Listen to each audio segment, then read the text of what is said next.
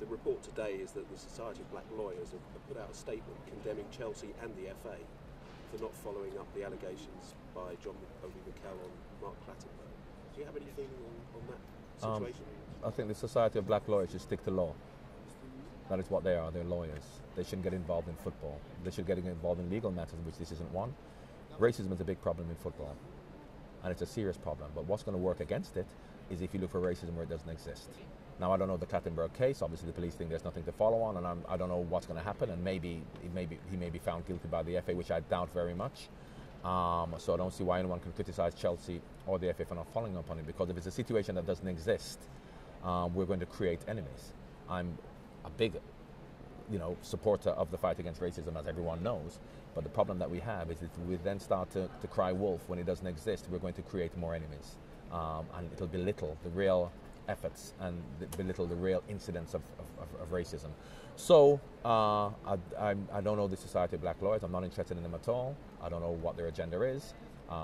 So I would urge them just to stick to what they know. There's been an ongoing issue really for over a year since the Terry and Ferdinand incident, also Suarez and Evra.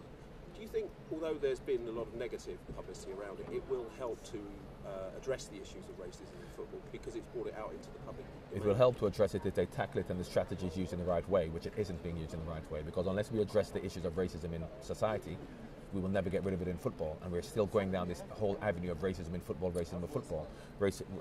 Football players or football fans are members of society first. They're not members of football fraternity and then members of society second. They're members of society first. So any sensibilities or any of their perspectives on people of different races comes from their upbringing in society. And that's where we have to target it. Then it'll follow in football. We can't look at it in football and not in society, which we've been doing for the last 25 years. So the whole idea of getting rid of racism in football, for me, does not exist. It's impossible to do unless we target it in society. And unfortunately, this gives an opportunity, because we're on the front pages, we're in Downing Street, to then look at the real issue of trying to tackle racism. But we're not doing that. What we're doing is just saying, it's not a problem in society, it's just a problem in football.